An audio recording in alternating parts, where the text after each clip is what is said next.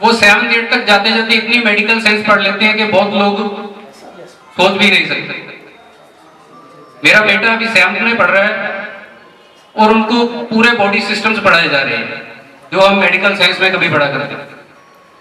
तो ऐसे समय में इलेक्ट्रो होम्यो को भी हमें चेंज करने की भी जरूरत है। आज के समय के अनुरूप हमें इसमें मेडिसिन को लेके आना पड़ेगा जिससे आज का समाज उसे अपना सके। इलेक्ट्रो होम्यो मेडिसिन बनाने के दौरान हमें प्रॉपर एसओपीज को फॉलो करना होगा। जीएमपी के अकॉर्डिंग मेडिसिन बननी चाहिए इलेक्ट्रो होम्यो में। कई बार हम सुनते हैं, कुछ लोगों का एक्सपीरियंस होता है कि इलेक्ट्रो होम्यो की मेडिसिन हमें स्लो इफेक्ट दे रही है। ऐसा किस लिए होता है? ऐसा इसलिए होता है क्योंकि बहुत सी मेडिसिन जो हमारे पास प्रैक्टिस के लिए आती हैं वो अनसाइंटिफिक होती है। इस वजह से आज तक हमने कोई बहुत बड़े क्लेम नहीं किए हैं। जो लोग हमारी मेडिसिन इस्तेमाल करते हैं वो बहुत सक्सेसफुली उनके रिजल्ट भी ले रहे हैं क्योंकि हम अपने मेडिसिन को प्रॉपर जीएमपी के अकॉर्डिंग बनाने की कोशिश करते हैं और वो सभी प्रैक्टिकल एक्सपीरियंस के आधार पे हमने तैयार की है जिससे कि पेशेंट के टेम्परामेंट व डिजीज की पॉजिटिव नेगेटिविटी को ध्यान में रखा गया है, जिससे वो जब इस्तेमाल की जाती है तो पेशेंट में क्विक रिजल्ट्स देती है। मगर हम रेगुलर उसकी रिसर्च में लगे हुए हैं, रेगुलर अनुसंधान में लगे हुए हैं। बड़े बड़े क्लेम करना बहुत आसान है मगर ग्लोबल स्टैंडर्ड में जब हम बात करते हैं तो हम कहीं पे भी नहीं ठहरते उनके सामने। इसलिए ऐसी R&D की रेगुलर आवश्यकता है इलेक्ट्रो होम्योपैथी में। इलेक्ट्रो होम्यो हर्ब्स के सिलसिले में मैं कहना चाहूंगा कि बहुत से लोग कहते हैं कि इलेक्ट्रो होम्यो की प्लांट्स अवेलेबल नहीं हो पाते। मैं कहना चाहता हूं कि अगर किसी को इलेक्ट्रो होम्यो प्लांट्स की भी जरूरत हो तो वह हमसे संपर्क कर सकता है, हम अवेलेबल करवा सकते हैं।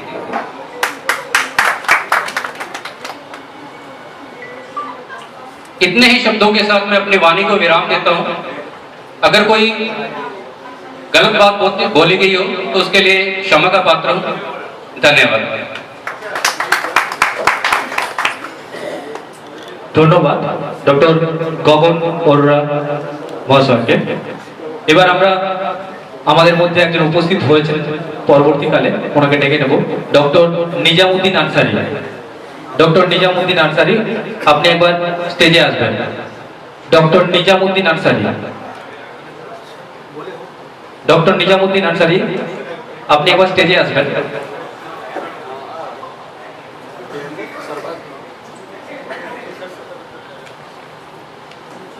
ডক্টর নিজামুদ্দিন আনসারীকে বরণ করে নেওয়া হবে। বরণ করে নেবেন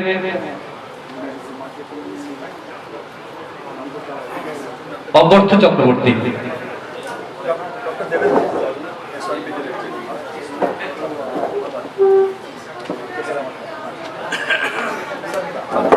ডক্টর নিজামুদ্দিন আনসারীকে বরণ করে নেওয়া হচ্ছে।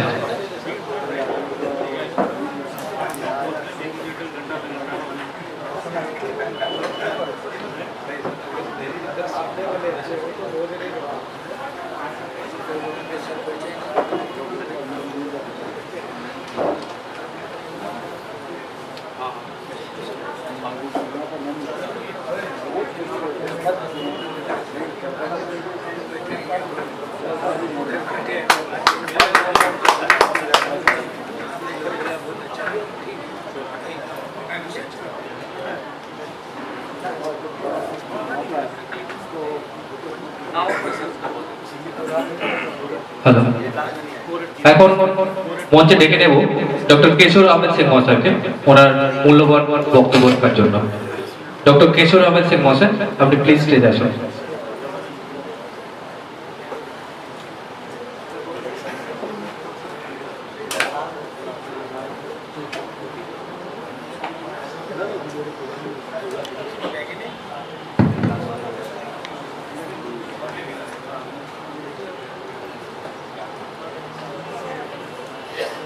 सर्वप्रथम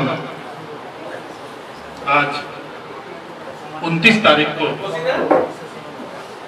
first international electro homeopathic conference आयोजक मंडल डॉक्टर जयंत चौधरी, डॉक्टर संगीता चौधरी को भूर प्रशंसा करते हुए कार्यक्रम के अध्यक्ष महोदय से आज्ञा लेते हुए ये मुर्शिदाबाद की धरती है और फर्स्ट इंटरनेशनल कॉन्फ्रेंस का आयोजन यहाँ हो रहा है। मुर्शिदाबाद कभी बंगाल, उड़ीसा, बिहार और बांग्लादेश की राजधानी रही, कैपिटल रहा ये मुर्शिदाबाद। मुर्शिद खान काजी के नाम से ये मुर्शिदाबाद का नाम पड़ा। दोस्तों, बांग्लादेश से संभवतः कुछ डॉक्टर आए हैं, कुछ डॉक्टर नहीं आ पाए। जो नहीं आ पाए तो जो आए हैं इस प्रोग्राम की पूरी वीडियो क्लिप और पद्धति अनरिकॉग्नाइज सिस्टम है, लेकिन ये पूर्ण रूप से पूरे भारत भर में प्रैक्टिस करेंगे। समस्या के जड़ यूपी में थी, क्योंकि यूपी में बहुत सारे धुरंधर हैं। यूपी में रोक लगी थी तो हमारी संस्था हाई कोर्ट गई। हाई कोर्ट से डायरेक्शन हुआ कि 5-5-10 के तर्ज पर यूपी में भी एक आदेश जारी किया जाए। तो institute of electropathy of India हमारी संस्था है, हाई कोर्ट में गए। हाई कोर्ट ने डायरेक्शन दिया और 15/12/2011 में उत्तर प्रदेश में भी शासनादेश जारी हुआ। उस आदेश के तहत हमारे समझ से पूरी इंडिया में लगभग 2 आदेश सर्कुलेट होंगे। उस आदेश के तहत पूर्ण रूप से 5-5-10 आदेश का पालन करते हुए एक आदेश और 21 में जारी हुआ। 21 में माननीय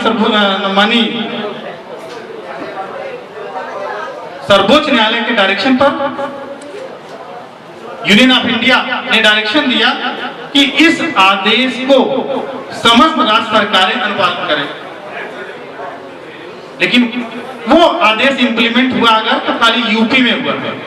अन्य अगर प्रदेश वाले अपने अपने प्रदेश में हम लोगों की तरह लड़ाई लड़ते हैं तो वो आदेश हर प्रदेश में इंप्लीमेंट हो जाता है, लेकिन वो आदेश केवल यूपी में इंप्लीमेंट हुआ।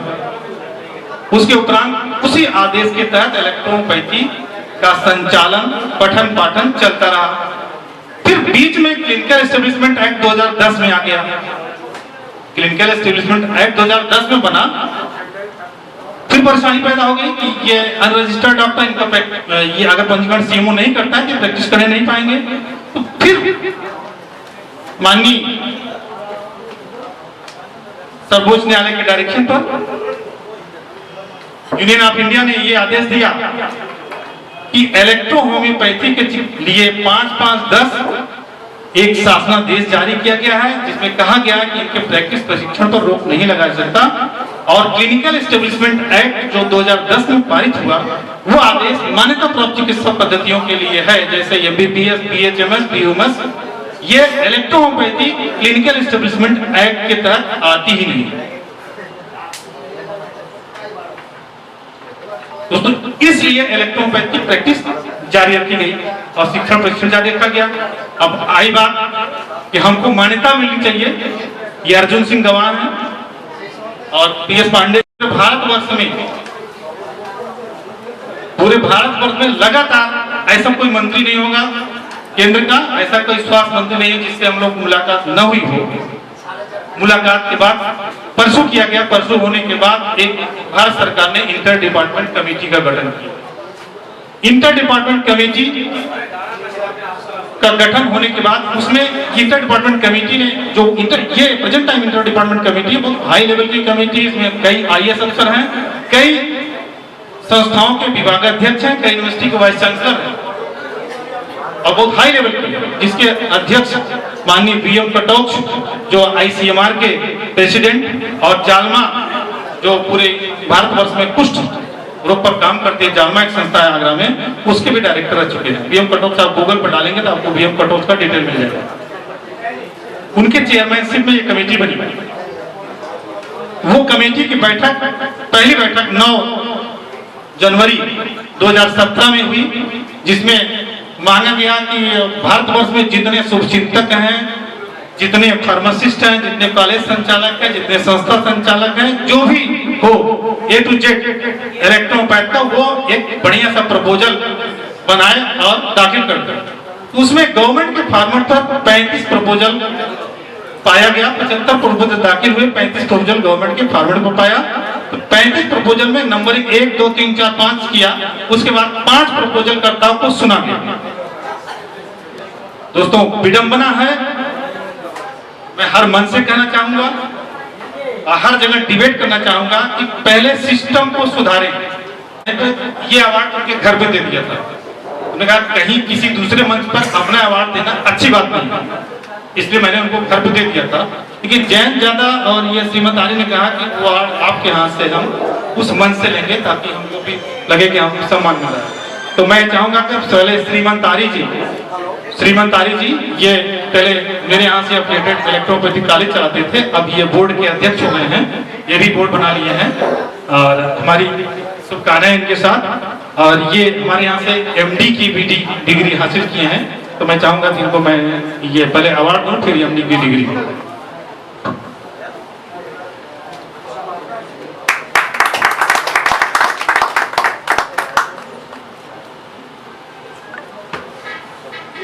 इलेक्ट्रोपैथ में वैज्ञानिक थियोबर्ट का अवार्ड इनको दिया गया। और हमारे जैन दादा हमारे बड़े परम मित्र हैं, ये डॉक्टर बीबी सिन्हा से जी से हमसे भी बहुत बैठती थी। अगर बीबी सिन्हा जी जब तक जिंदा थे, अगर दिन में एक बार कॉल नहीं करते थे हमको या हम उनको नहीं करते थे तो चैन नहीं मिलती थी। आज वो इस दुनिया में नहीं है, तो उनको उनकी मेमोरी में और बीबी सिन्हा से ये जेके चौधरी जी बहुत ही प्रभावित थे। और जब भी बात होती थी हमारी बीबी सिन्हा जी की, तो वो अक्सर जेके चौधरी की चर्चा किया करते थे, तो उनसे ये ज्यादा प्रभावित हुए, इसलिए डॉक्टर बीबी सिन्हा अवार्ड से इनको सम्मानित किया।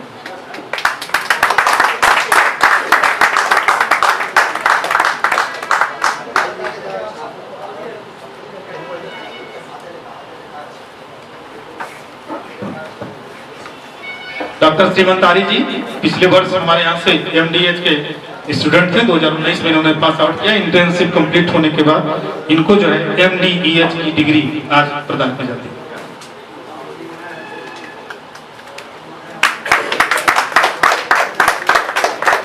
धन्यवाद। जय हिंद, जय भारत, जय इलेक्ट्रॉन।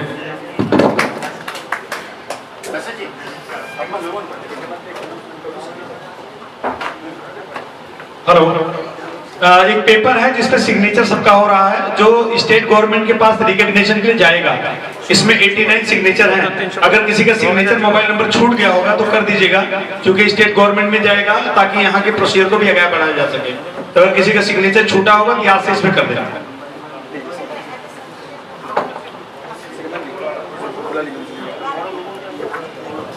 এখন ডক্টর কেশর আহমেদ শেখ মহাশয়কে মেমোটো দিয়ে বরণ করে নিচ্ছেন ডক্টর জয়ন্ত চৌধুরী।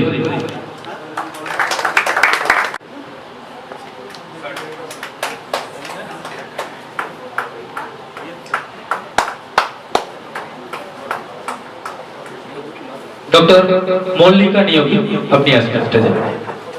এই গভর্নররা এডি ফার্মাসিউটিক্যাল ইনার, তিনি ইলেকট্রো হোমিওপ্যাথি পেটেন্ট আমার মনে হয় সর্বপ্রথম করেছিলেন এবং ওনার সঙ্গে আমার রিলেশন 15 বছরের। উনি জানেন আমার কেমন প্র্যাকটিস এবং আজকালকার দিনে অ্যাট্রাকশন না দিতে পারলে সেই জন্য পেটেন্ট ইউজ করতে হয় কিছু কিছু ক্ষেত্রে। তাই এডি ফার্মাসিউটিক্যাল আমি সবারই ওষুধই ভালো বলছি, কিন্তু এডি ফার্মাসিউটিক্যাল অনেক পুরনো কোম্পানি এবং 15 বছরের রিলেশন ওনার সঙ্গে আমার। আজকে উনি যে অত দূর থেকে এসেছেন তাই গভর্নরের কাছে এবং এডি ফার্মাসিউটিক্যালের কাছে আমি কৃতজ্ঞ। धन्यवाद डॉक्टर साहब, हमें भी एक सम्मान आपको देना है, तो मैं कहूँगा 2 मिनट रुकें। एक और मैं बात आपको बताना चाहता हूँ। अभी अभी हमारी एक C15 मेडिसिन पे रिसर्च हुआ है उड़ीसा में यूनिवर्सिटी द्वारा, और उन्होंने उसके ऊपर प्रॉपर रिसर्च किया है कि ये कैसे काम करती है एज ए एंटी अल्सर, और प्रॉपर साइंटिफिक डॉक्यूमेंट्स के साथ वो एशियन फार्मास्यूटिकल जो निकलता है मैगजीन उसमें प्रकाशित हुई है वो रिपोर्ट, और उसमें बताया गया कि C15 के रिजल्ट जो हैं वो एलोपैथी की एस्पेरेम जो मेडिसिन है उससे भी बेटर पाए गए और আসলে মল্লিকা নিয়োগী সেটা করে দিও হ্যাঁ उनके ऊपर 7-7 के 5 ग्रुप्स बना के उन्होंने प्रॉपर उसकी डॉक्यूमेंटेशन करके वो सर्च किया है और वो रिपोर्ट भी मैं आपको दे दूंगा बाद में जो है। एक सेकंड तक सर।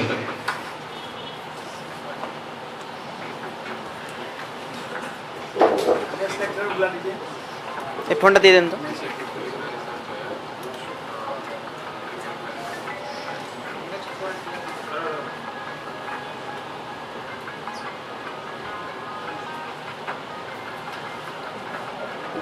ডক্টর জয়ন্ত চৌধুরী মহাশয়কে সম্মানিত করছেন ডক্টর গগন আরোরা মহাশয়।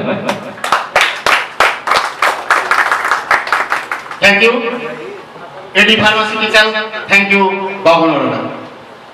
ये सम्मान हमने डॉक्टर साहब को दिया है इलेक्ट्रो होम्योपैथी को ओवरसीज में डेवलप करने के लिए और ये पहली इंटरनेशनल इलेक्ट्रो होम्योपैथिक कॉन्फ्रेंस आयोजित करने के लिए। धन्यवाद। এবার বরণ করে নেওয়া হচ্ছে মল্লিকা নিয়োগ মহাশয়কে।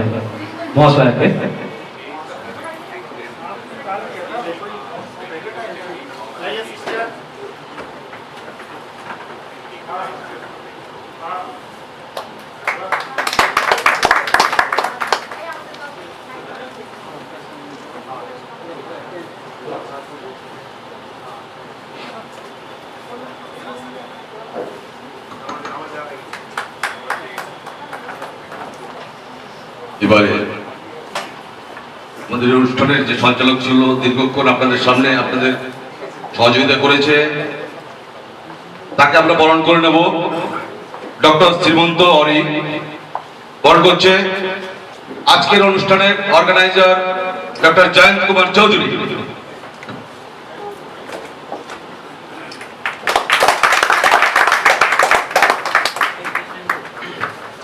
ডক্টর আরি এ আমারই একাডেমি থেকে পাস করেছে, আমি যে কাউন্সিল থেকে পাস করেছি এবং এ সবসময় আমাকে স্যার বলে কিন্তু অন্তর থেকে দাদার মতো ভালোবাসে এবং আমার ভাইয়ের মতো।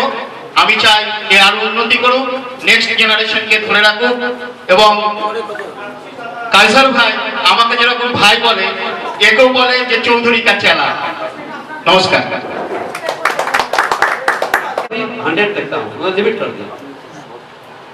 तो इस इलेक्ट्रोपैथी को पुष्टअप करने के लिए हम एक दिन फ्री इलाज करते हैं, जहाँ पहले शुरू में से 2 रुपया पेटी में लोग डालते थे, दवा ले जाते थे। बाद में 5 रुपया किया, 5 रुपया पेटी में डालिए, दवा ले जाइए।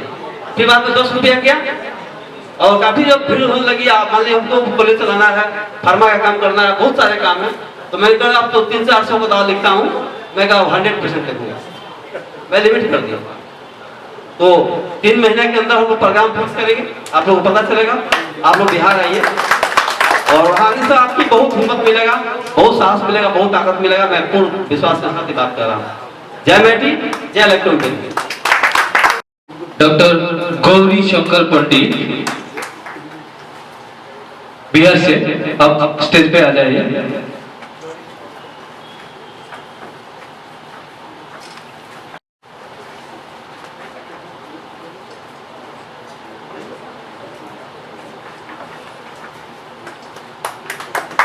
बोलना भी